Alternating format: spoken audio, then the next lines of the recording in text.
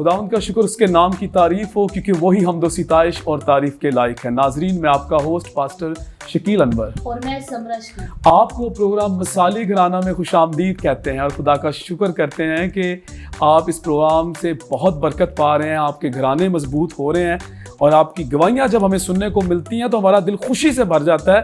और बेशक जो मकसद लेकर हम उठे थे वो मकसद पूरा हो रहा है और फैमिली विजन जो है, नोबल फैमिली विजन जो उस पर काम हो रहा है और ख़ानदान जो है वो मजबूत हो रहे हैं। खुदावंद का शुक्र हो।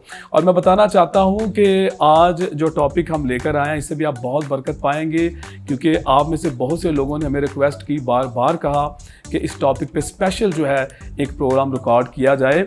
और ये बड़ा ख़ास टॉपिक है, हर घर के अंदर लोग सुनना चाहते हैं, बहुत से लोगों ने फरमाइश की। और आज का जो टॉपिक है वो है जॉइंट फैमिली सिस्टम और मियाँ बीवी का रिश्ता। इस टॉपिक पे हम बात करेंगे। और लोग ये कहते हैं कि मियाँ बीवी को आज़ादी होनी चाहिए कि वो कभी कभार बाहर घूमने जाएं, होटल में खाना खाएं। फ़िक्र माश, मर्द का सुकून और जॉइंट फैमिली सिस्टम औरत की जवानी का बेहतरीन हिस्सा जो है उसको खा जाता है। लोग अक्सर ये कहते हैं, हमें सुनने को मिलता है। लेकिन आज हम जानेंगे फैमिली सिस्टम जो है, जॉइंट फैमिली सिस्टम, इसके अंदर रहने के फ़ायदे क्या हैं, इसके अंदर रहने के मसाइल क्या हैं, बहुत सी बातें आज होंगी। बहुत खूबसूरत कपल आज हमारे साथ है। खुदावंद ने खिदमत दी है, खुदावंद ने अपने काम के लिए इस्तेमाल कर रहा है। और आज के जो हमारे पहले मेहमान हैं, ये हाउस ऑफ प्रेयर चर्च के चेयरमैन हैं और खुदावंद के काम को सरअंजाम दे रहे हैं। बहुत ही खूबसूरत शख्सियत के मालिक हैं, नौजवान खादम हैं, मोहतरम जनाब पास्टर फरहान आरिफ साहब। जी पास्टर जी, आपको खुशामदीद कहते हैं। जी thank you so much pastor साहब आपकी इनविटेशन के लिए। और मैं शुक्रगुजार हूँ फैमिलीज़ फॉर पाकिस्तान के लिए कि आज मैं इस प्रोग्राम का हिस्सा बना। गॉड ब्लेस यू पास्टर जी। नाज़रीन, आज हमारे साथ मिसिस सोनिया फरहान मौजूद है, उनको अपने प्रोग्राम में खुशामदीद कहते हैं। जी सिस्टर जी, आपको अपने प्रोग्राम में खुशामदीद कहते हैं। Thank you so very much sister ji. Thank you sister ji. जी पास्टर साहब, सबसे पहले तो बहुत अच्छा लग रहा है आज आप इस प्रोग्राम में आए और फिर आप नौजवान कपल है, ये देख के तो बहुत ही अच्छा लगा। जैसे कि आज हम जॉइंट फैमिली सिस्टम पे बात करने जा रहे हैं, तो उम्मीद रखता हूँ कि आज बड़ी ख़ास बातें होने जा रही हैं, लोग बरकत भी पाएंगे। फिर मुझे पहले आप बताएं, आपकी शादी को कितने साल हुए, बच्चे कितने हैं, अपने मतलब बताएं। जी पास्टर जी, हमारी शादी को जो है वो 6 साल हो चुके हैं और खुदा का शुक्र है और हमारे 3 बच्चे हैं। खुदावंद का फजल है। हाँ जी, चलिए जी, खुदावंद बरकत दे। फिर तो जैसे मैं बात कर रहा हूँ कि आप नौजवान जो है वो कपल हैं और 6 साल अभी शादी को हुए, तो अब अक्सर शादी के बाद जो है ना वो जॉइंट फैमिली सिस्टम के अंदर रहना मियाँ बीवी के लिए शुरू में बड़े मसाइल का सामना जो है वो करना पड़ता है। तो मैं आपसे पास्टर जी पूछना चाहूँगा कि आप जॉइंट फैमिली सिस्टम के जो फ़ायदे हैं उसके मुताबिक बताएं। पास्टर जी, जॉइंट फैमिली सिस्टम के जो फ़वाइद हैं, जो उसके बेनिफिट्स हैं, वो बहुत से हैं, लेकिन मैं चंद जो है उनको हाईलाइट करूँगा। सबसे पहले ये है कि जॉइंट फैमिली में अगर कोई शख्स रह रहा है तो वो कमज़ोर नहीं है, क्योंकि जब वो कमज़ोर पड़ता है तो उसको उठाने वाले बहुत से होते हैं। और ये सबसे पहला फ़ायदा है कि आप अगर अकेले हैं तो आप जब गिर जाते हैं तो आपको दूसरे सहारों की ज़रूरत पड़ती है। और वो भी में भी मुमकिन हद तक ये बात देखी जाती है कि जब कोई गिरता है तो उठाने वाला कम होता है और गिराने वाले ज़्यादा होते हैं। लेकिन जब आप जॉइंट फैमिली का ऐसा होते हैं तो वो जब आप गिरते हैं तो आपसे जो है वो ऐसे ऐसे लोग अटैच होते हैं, आपकी मदर की सूरत में, फादर की सूरत में, भाइयों बहनों की सूरत में, उनका एथिकल सपोर्ट होता है आपको।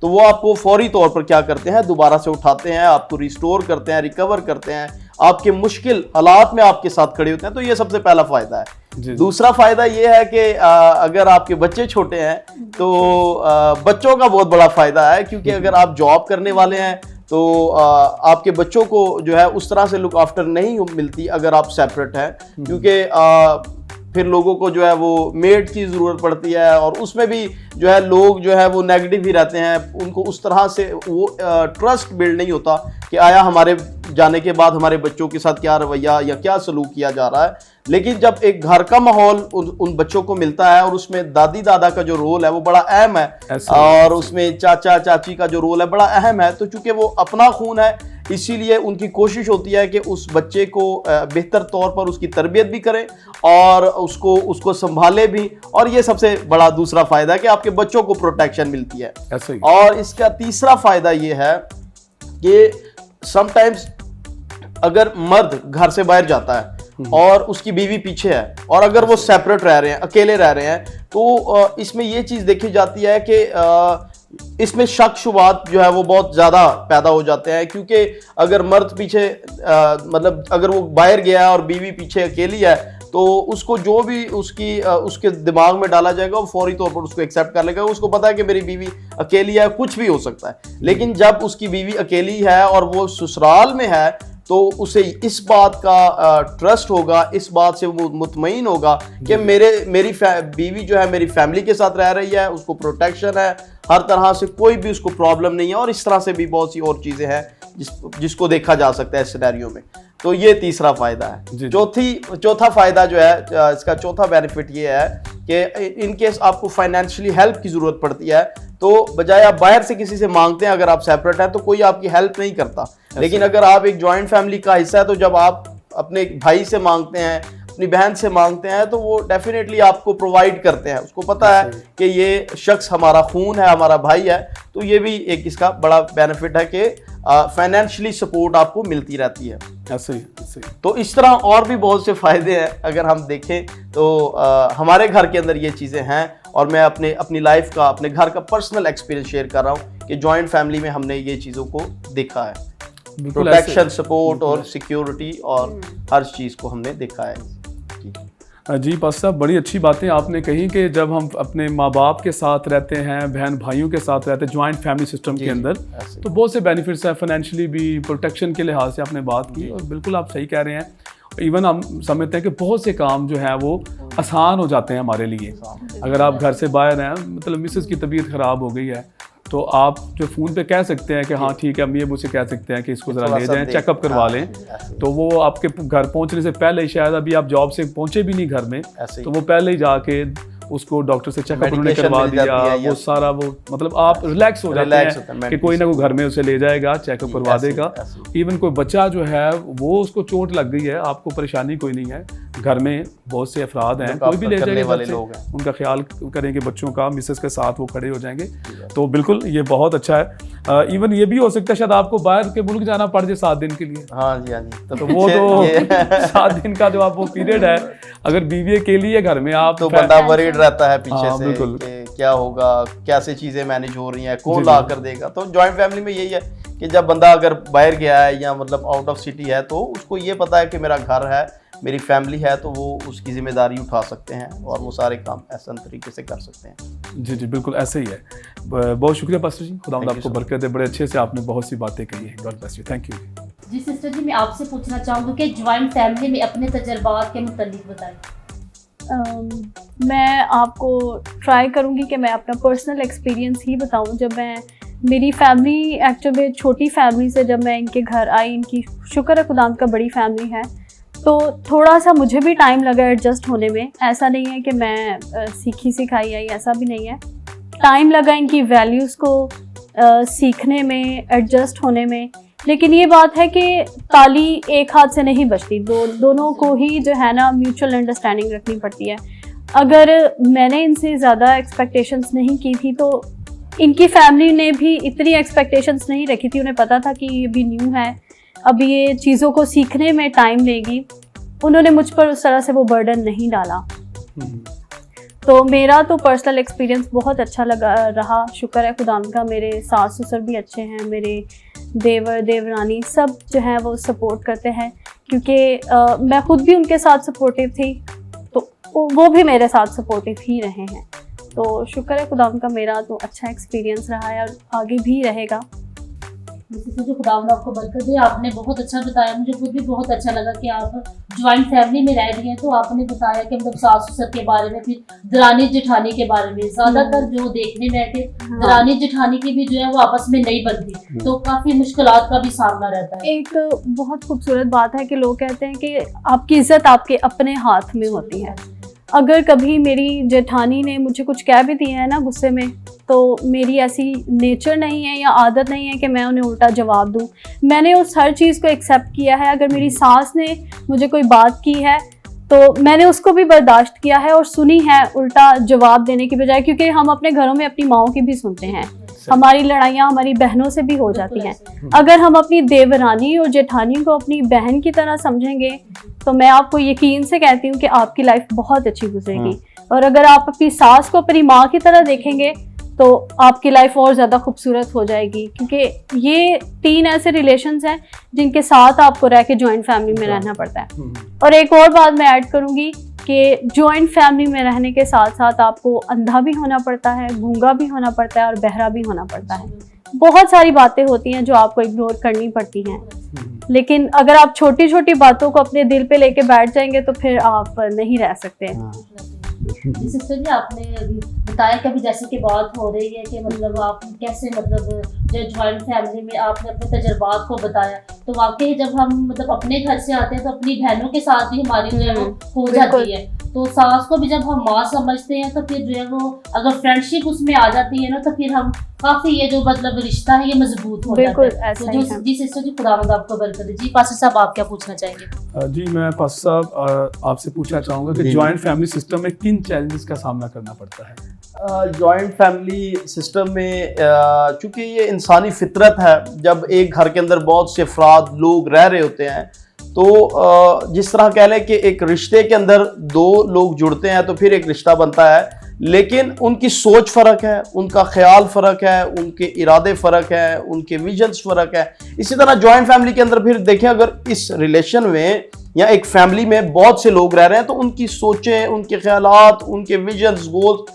फ़र्क हैं। जिस तरह समटाइम्स बहुत से कपल्स को प्राइवेसी चाहिए होती है और वो नहीं मिल रही होती, ये भी बहुत बड़ा इशू होता है उन्हें। फिर एक और बड़ा इशू होता है कि उन्हें लगता है कि हमारी सोच फ़र्क है, हमारा ख्याल फ़र्क है, हमारी एजुकेशन फ़र्क है, हमारा विजन फ़र्क है और हमारे बच्चे जो है इस घर में ठीक नहीं है, उनकी परवरिश ठीक नहीं हो रही, वो इधर एडजस्ट नहीं हो पाएंगे या वो दूसरे बच्चों से बहुत सी गलत चीज़ें अडॉप्ट कर रहे हैं। तो ये देखा जाता है। लेकिन ये सिर्फ फैमिलीज का अपना एक ख्याल है, ये एक सोच है कि हमारा बच्चा इस जॉइंट फैमिली में ठीक नहीं है, जबकि वो जॉइंट फैमिली में रहकर बहुत मजबूत हो सकता है, बहुत सी चीज़ें सीख सकता है, उसकी ग्रोथ हो सकती है। लेकिन बस वो सोच है, तो मैंने बताया कि फिर ऐसी सोच का कोई इलाज नहीं है, हर बंदे की अपनी सोच है। शादी से पहले ये सोच लिया जाता है कि हम सेपरेट रहेंगे, जबकि मेरे ख्याल में दादा दादी का होना एक बहुत बड़ी ब्लेसिंग है। एक बुजुर्ग का आपके घर में होना मेरे ख्याल से आपके बच्चों के ऊपर एक सायादार दरख्त की मानिंद है। तो ये बहुत अच्छी बात है अगर हम इस चीज़ को अंडरस्टैंड करें। लेकिन आजकल की लड़कियों को ये अंडरस्टैंड करने की ज़रूरत है कि आपके बच्चे, आप खुद जो है एक ब्लेसिंग के अंडर हैं अगर आप अपने सास ससुर के साथ रहते हैं। अगर आप उन्हें इज्जत देंगे तो वो आपको इज्जत देंगे। एक छोटा सा एक्ट है जो मैं अपना पर्सनल एक्सपीरियंस लोगों के साथ शेयर करना चाहती हूँ। मैं खुद भी जॉबियन हूँ, कभी ड्यूटी से लेट आ जाती हूँ, देर सवेर हो जाती है, लेकिन मेरी सास ने कभी मुझसे मुंह नहीं बनाया कि तुम आज लेट उठी हो या तुमने खाना नहीं बनाया या तुम ऐसे करके नहीं गई। वैसे छोटी छोटी बातें हैं जिनसे अक्सर घरों में लड़ाइयाँ हो जाती हैं सास के साथ। मैं सिर्फ एक छोटा सा एक्ट करती हूँ और ये मेरे दिल से निकलता है। मैं जब आती हूँ मैं पूछती हूँ, अम्मी आपकी तबीयत कैसी है, आपने खाना खाया है। मैं अपनी हर छोटी छोटी बात में, एक्टिविटी में अपनी सास को इन्वॉल्व कर लेती हूँ। इस तरह से उनके दिल में मेरे लिए इज्जत पैदा होती है और मेरे दिल में उनके लिए इज्जत पैदा होती है। तो गिव एंड टेक का मामला है ये। अगर आप उन्हें प्यार करेंगी तो वो भी आपसे प्यार करेंगे। एक छोटा सा ये एक्ट है, इसको करने से आपको बहुत फ़ायदे हो जाते हैं और आजकल की लड़कियों को ऐसा करना चाहिए। और फिर एक चीज़ है पास्टर जी, मैं इसमें एक ऐड करना चाहूँगा बात को, कि समटाइम्स क्या होता है कि ये तो हमारे अपने घर की बात है कि हमारे घर में सभी लोग जो हैं वो अंडरस्टैंड करते हैं एक दूसरे को, एक दूसरे के लिए सपोर्टिव हैं और एक दूसरे के बच्चों के लिए काफ़ी ज़्यादा पॉजिटिव है। जी, लेकिन हर फैमिली का एक अपना इन्वायरमेंट होता है और समटाइम उस इन्वायरमेंट में, उस सिनेरियो में ये देखा जाता है कि बच्चों को जब बहुत ज़्यादा उन पर पाबंदियाँ लगाई जाती हैं कि आप ऐसा क्यों कर रहे हैं, आप ऐसा क्यों कर रहे हैं, ऐसा क्यों कर रहे हैं, तो वो जो लड़का है वो मेंटली डिस्टर्ब हो जाता है, डिप्रेशन में आ जाता है, एंजाइटी का शिकार हो जाता है। तो उस सूरत में मैं ये समझता हूँ कि उसकी वाइफ को भी और उसकी फैमिली को भी जो है अंडरस्टैंड करना है कि उसने इक्वल होकर अपनी रिस्पॉन्सिबिलिटीज़ को पूरा करना है। ऐसे ही। तो इस सिनेरियो में कि अगर वो, आप देखें कि अगर वो अपनी चीज़ों को बेहतर तौर पर परफॉर्म नहीं कर पाएगा तो वो जो चीज़ें ठीक हैं वो भी ख़राब कर लेगा। सही। तो मैं पेरेंट्स से भी ये बात कहना चाहूँगा कि बजाय इतनी ज़्यादा स्ट्रिक्टनेस रखें, रिस्ट्रिक्शंस रखें, आप उनको अंडरस्टैंड करें, उनकी एक अपनी लाइफ है उन्हें भी जीने दें ताकि आपकी जॉइंट फैमिली जो है वो बरकरार रहे। अगर आप उन पर ज़्यादा रिस्ट्रिक्शंस लगाएंगे तो वो जॉइंट फैमिली आपकी फिर बरकरार रहने वाली नहीं है, कायम रहने वाली नहीं है। तो अगर आपने जॉइंट फैमिली को कायम रखना है, हमारी 7 सालों से ज़्यादा अरसा हो चुका है कि फैमिली जो है वो जॉइंट फैमिली है और कायम है, खुदा का शुक्र है। और अभी तक किसी ने सेपरेट होने की बात नहीं की क्योंकि हमारे पेरेंट्स जो है बड़े कोऑपरेटिव हैं और बड़ा अंडरस्टैंड करते हैं। उन्होंने कभी ऐसी रिस्ट्रिक्शंस नहीं लगाई कि हमें ये डिसीजन लेना पड़े कि हम यहाँ पर कैद हैं और हमें अब आज़ादी की ज़रूरत है। सही। तो बस ये छोटी सी बात है कि पेरेंट्स को चाहिए कि वो भी कोऑपरेटिव हो, अंडरस्टैंड करें इस चीज़ को अंडरस्टैंड करते हैं कि अगर इन्होंने कहीं बाहर जाना है खाना खाने तो कभी वो इंटरफेयर नहीं करते कि आप लोग किधर जा रहे हैं, क्या है, या मतलब वो इस चीज़ को अंडरस्टैंड करते हैं। ये चाहिए, पेरेंट्स को भी अंडरस्टैंड करना चाहिए कि बच्चों को भी एक वक्त आता है फ्रीडम की ज़रूरत पड़ती है और जब आपकी नई नई शादी है तो फिर जाहिर है उसने थोड़ा टाइम अपनी बीवी के साथ भी गुजारना है। ज़्यादातर इन मामलात पे लड़ाइयाँ होती हैं घरों में। जी सिस्टर जी, बड़ी अच्छी बातें आपने की और पास साहब आपने भी बहुत अच्छी बातें की। बेशक अगर वालिदैन और फिर बच्चे जो हैं, क्योंकि शादी के बाद जी। उन दोनों बीवी का अपने वालिदैन के साथ जब जॉइंट फैमिली सिस्टम के अंदर रह रहे हैं तो उनका आपस में जो अंडरस्टैंडिंग होनी चाहिए। जब अंडरस्टैंडिंग होगी तो फिर मसाइल बनते ही नहीं हैं। और अगर कहीं पर मसला हो भी जाए तो मेरे ख्याल में वो बातचीत के साथ हल हो सकता है। कम्युनिकेशन जो है ये बड़ा ज़रूरी है कि बातचीत की जाए, गुफ्तगू की जाए। और बाकी ये एक वसी टॉपिक पे, इस पर और भी अभी बात हम करेंगे। सो नाज़रीन, आप देख रहे हैं प्रोग्राम मिसाली घराना। मिलते हैं ब्रेक के बाद। क्या आपके पास अपने ख़ानदान के लिए शानदार ख़ानदानी रोया है? क्या आप अपने ख़ानदान को अव्वल दर्जा देते हुए अपने बच्चों में मुस्बत आदात को मुंतकिल कर रहे हैं? क्या आप अपने अज़दवाजी बंधन में वफादारी से बंधे हुए हैं? क्या आप अपने घराने को एक मिसाली घराना बनाना चाहते हैं? खुदावंद यीशु ने कहा, जैसा दरख्त वैसा ही फल, जिस घर में फूट पड़ जाए वो कायम नहीं रह सकता। वेलकम बैक नाजरीन, आप देख रहे हैं प्रोग्राम मिसाली घराना। जी सिस्टर जी, मैं आपसे पूछना चाहूँगी, जैसे कि आप जॉब कर रहे हैं तो ज्वाइंट फैमिली में अक्सर नाराज़गी की वजह घर के काम भी होते हैं, तो कैसे मैनेज करती हैं? बहुत ही कॉमन सवाल है ये। मैं एक छोटा सा कुलिया है जो मैंने आपको पहले भी बताया कि ये गिव एंड टेक का मामला है। मैं अक्सर औकात स्टाफ नर्स हूँ, मैं लेट हो जाती हूँ। मेरी ड्यूटी टाइमिंग्स ऐसी हैं कि बहुत सारे काम मुझसे छूट जाते हैं। तो अक्सर औकात ऐसा होता भी है कि अम्मी नाराज़ हो जाती हैं या खफा होती हैं, या अगर वो बोल भी पड़ती हैं तो ये मुझ पे डिपेंड करता है कि मैंने आगे से उन्हें जवाब देना है या चुप करना है। तो मैंने पहले भी कहा है कि आपकी इज़्ज़त आपके अपने हाथ में होती है। तो अगर आप इस ज़ुबान का सही इस्तेमाल करेंगे तो आप अपने रिलेशन को अच्छा भी बना सकते हैं और बुरा भी बना सकते हैं। तो अम्मी अगर कभी नाराज़ भी हो जाती हैं या बातें सुना भी देती हैं तो मैं उस चीज़ को इग्नोर करती हूँ, सुन लेती हूँ, लेकिन मैंने कभी आगे से जवाब नहीं दिया। ये सामने बैठे हैं, ये भी इस बात के गवाह हैं कि मैंने कभी भी आगे से जवाब नहीं दिया। तो शायद यही चीज़ उन्हें अच्छी लगती है, तो वो सारी बातों को ओवरकम कर लेती हैं। फिर मैं ये सोचती हूँ कि अगर यार मैं नहीं होती, ड्यूटी पर जाती हूँ, तो मेरे बच्चों को भी तो वो टेक केयर कर रही हैं। तो ये सबसे बड़ी बात है कि अगर वो आपके बच्चों को संभाल रही हैं तो कोई बात नहीं, अगर आपने उनकी बात सुन भी ली है। आप अपने जब घर पे होते हैं तो आपकी अम्मी बहुत ज़्यादा बातें सुना देती हैं, तो अगर आप अपनी अम्मी की तरह उन्हें समझें कि उन्होंने बातें की हैं तो कुछ भी नहीं है। ये एक छोटा सा मसला ठीक हो जाता है, उन्हें गुस्सा आता है, वो बातें करती हैं, मामला सेट हो जाता है। लेकिन लड़ाई की वजह तब बनती है जब आगे से आप भी जवाब दें, आर्ग्यूमेंट शुरू हों, वो और बातें निकलती जाती हैं तो लड़ाई का सबब बनती हैं। अगर आप चुप कर जाएंगे तो अबलीस को भी मौका नहीं मिलेगा और लड़ाई को भी मौका नहीं। जी सिस्टर जी, आपने अच्छा बताया कि आपने कैसे जो है वो नाराजगी जो है वो ज्यादातर बिल्कुल। घर के कामों से बनती है, ऐसा नाराजगी ही जो है, हो ऐसा ही जाती है। तो वाकई जब अगर चले सास बोल रही है तो बहू का काम है या बेटी का काम है वो खामोश रह जाए। खामोश है। दो बातें करेंगी, तीन बातें करेंगी, वो चुप कर देंगी। जब उनको आगे से जवाब नहीं मिलेगा नहीं तो वो मिलेगा। आगे से खुद ब खुद ही वो खामोश हो जाएंगी कि बिल्कुल नहीं ऐसा कि ही है। मेरी मैं कोई बात कर रही हूँ तो मेरी बात को जो है वो नजरअंदाज जो है वो करते जा रहे हैं। अगर हम आगे से उतनी ही जवाब देंगे जितनी के वो आगे से बातें करेंगे तो फिर जो घर का माहौल खराब हो जाएगा। खराब होगा, तो फिर बिल्कुल। आगे से अगर हस्बैंड भी काम से आ रहा है तो फिर जाहिर बात है उसको भी जब वो पता भी- चलेगा तो वो भी फिर टेंशन में रहेगा, परेशान बिल्कुल होगा कि ऐसा यार ही है। पता नहीं मैं तो बाहर ही जो है वो अच्छा था, घर में क्यों आ गया। तो वाकई जो सास बहू मर्द की फिर जो बाहर लड़ाई है आने ना, ज्यादा जी, बिल्कुल। पसंद करते हैं। जो सास बहू की जो लड़ाई है ना उसमें जो हस्बैंड है ना उसके लिए बड़ी जो है मुश्किलात बिल्कुल का आपके सामना घिस घर जाता का है, एनवायरनमेंट बिल्कुल। खराब होता है, आपके बच्चे भी वही चीज देख रहे होते हैं। जी, बिल्कुल। तो बच्चे भी जो है वो फौरन से हर चीज को जो है वो पिक कर पिक लेते कर हैं। लेते हैं। तो अगर हम बच्चों के सामने अच्छा रोल पेश करेंगे तो हमारे बच्चों के ऊपर भी बुरा असर नहीं बिल्कुल पड़ेगा। बिल्कुल तो ऐसा ही है। जी सिस्टर जी, खुदावंद आपको बरकत। जी फासिल साहब, आप क्या पूछना चाहेंगे? हाँ जी, मैं अभी जैसे कि अभी बात समरा आप कर रही हैं कि हाँ। अक्सर अगर जो बीवी है उसका रवैया अगर सास के साथ ठीक नहीं है और जी, सास बिल्कुल। का बीवी के साथ वो दोनों आपस में हो जाती है नाराज़गी काम से। हर घर के अंदर घर की ये स्टोरी है। बिल्कुल ऐसा। हर घर के अंदर काम की वजह से अक्सर सास बहू में हो जाता है। लेकिन अगर बहू जो है वो बर्दाश्त कर लेती है कि ये मेरी माँ है, चली बड़ी है, मेरे नसीहत के लिए मुझे कह रही हैं, बिल्कुल। तो बात वहीं पे ख़त्म हो जाएगी। लेकिन अगर आप बात से बात बढ़ाएंगे बिल्कुल। तो वो लड़ाई बढ़ लड़ाई जाएगी। बढ़ती तो वो इस कदर बढ़ जाएगी कि जब शोहर घर लौटेगा तो जैसे वो घर में दाखिल होगा तो पता चलेगा तो आगे तो मैदान जंग बना हुआ है। बिल्कुल तो ऐसा जैसे ही ही वो घर में वो अब देखिए पूरे दिन का वो थका आ रहा, वो थका घर में आया कि मैं सुकून से लेटूंगा, बैठूंगा, वैसे रेस्ट करूंगा, पूरा दिन मैं काम पे रहा, तो अभी घर जाऊंगा तो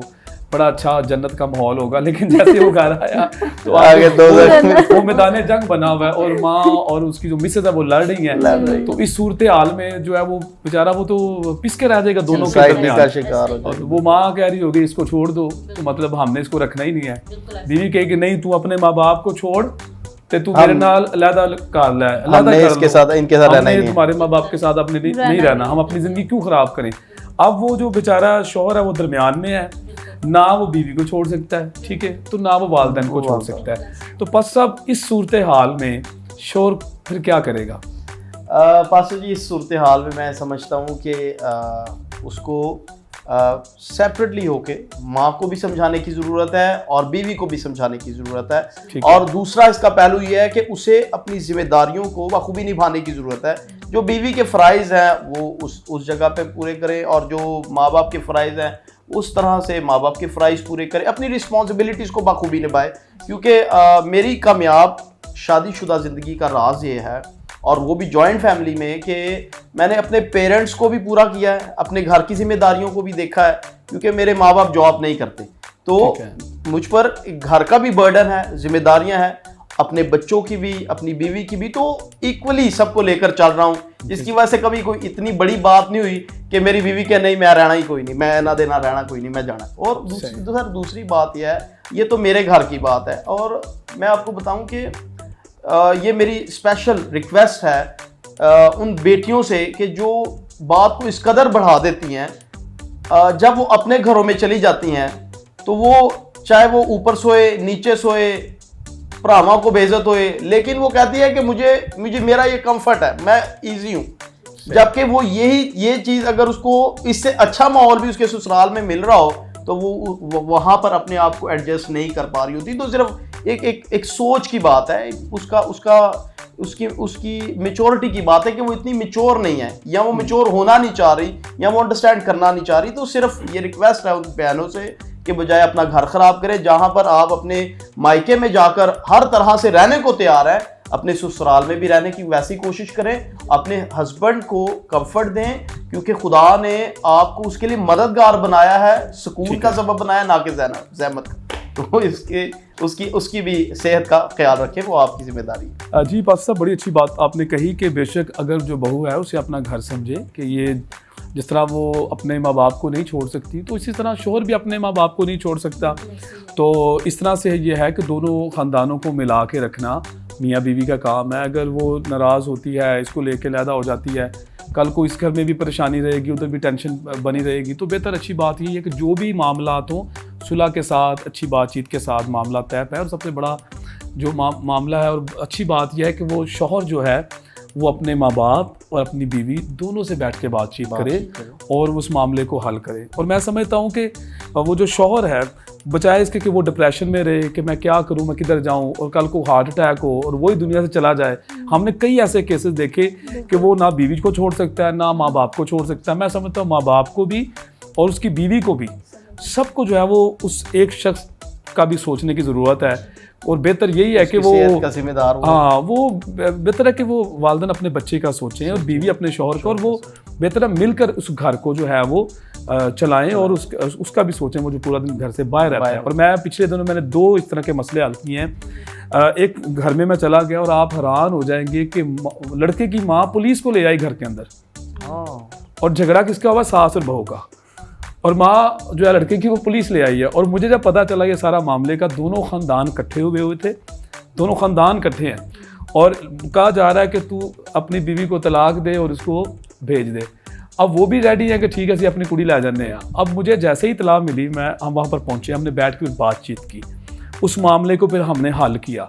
तो मैं समझता हूँ कि अगर शौहर नहीं समझ पा रहा कि मैं मसले को हल कैसे करूँ, ना बीवी छोड़ सकता हूँ, ना माँ बाप छोड़ सकता हूँ, और उसे समझ नहीं आ रही कि मसला भी कैसे हल करूं, क्योंकि वो समझा रहा है बीवी को और वो भी नहीं समझना चाह रही, माँ बाप से बात कर रहा है वो भी नहीं समझना चाह रहे। अब उस सूरत हाल में ज़रूरी है वो किसी खुदा के खातम को फिर मदऊ कर ले, किसी ऐसे मोतबर शख्स को बुला ले जो आके उनकी काउंसलिंग करे, उसके वालिदैन की भी इसलाह करे, उसकी बीवी की भी इसलाह करे और उस मामले को वो हल कर ले। तो मेरे ख्याल में इस तरह से भी मामला भाई साहब बहुत हल हो सकता है। और फिर वो हमने, खुदा का शुक्र है, वो मामला हमने हल कर दिया, और ये खुदावंद यीशु के फजल से हुआ, हमने बैठ के उस मामले को सुलझाया। और मैं आपको मुबारकबाद पेश करता हूँ आपकी हिकमत अमली पर, आपकी दनाई फहम पर, कि आपने टूटे हुए घर को ना सिर्फ बचाया है बल्कि मिसाल कायम की है कि खादम जो है वो सिर्फ कलीसिया के अंदर या चर्च की हद तक महदूद नहीं है, बल्कि वो कलीसियाई मामलात जो बिखरते हुए घर हैं, टूटते हुए घर हैं, उनका भी जिम्मेदार है और उनमें भी अपनी इन्वॉल्वमेंट से टूटे हुए घरों को जोड़ सकता है। तो मैं आपको मुबारकबाद पेश करता हूँ, और मेरी दुआ है कि आप इसी तरह एज अ काउंसलर बहुत से खानदानों की काउंसलिंग करते रहें और यीशु के नाम को जलाल मिले और कलाम की वो बात पूरी हो कि खुदा तलाक से बेजार है। आमीन आमीन। थैंक यू पास्टर जी, बहुत शुक्रिया। और आप दोनों के हम शुक्रगुजार हैं कि आपने टाइम दिया, और हम उम्मीद रखते हैं कि आज के प्रोग्राम से नाजरीन ने बहुत बरकत पाई है। थैंक यू वेरी मच, बहुत शुक्रिया पास्टर। सो नाजरीन, हमें उम्मीद है कि आज के प्रोग्राम से आपने बहुत बरकत पाई होगी और हमने बहुत सी बातों के मुतालिक सीखा। और आज का जो हमारा टॉपिक था प्रोग्राम का, वो था जॉइंट फैमिली सिस्टम और मियाँ बीवी का रिश्ता। और इसमें हमने जॉइंट फैमिली सिस्टम के फ़ायदे के ताल्लुक से बात की, फिर जॉइंट फैमिली सिस्टम में किन चैलेंजेस का सामना करना पड़ता है और फिर उन चैलेंजेस को किस तरह से हम फेस करते हुए उन मामलात को हम हल कर सकते हैं। फिर अक्सर जॉइंट फैमिली सिस्टम में सास बहू की नहीं बनती, और फिर जितने बाकी और भी रिश्ते हैं घर में उनके साथ भी कई दफ़ा नाराज़गियाँ बन जाती हैं, उनको किस तरह से हम फेस कर सकते हैं।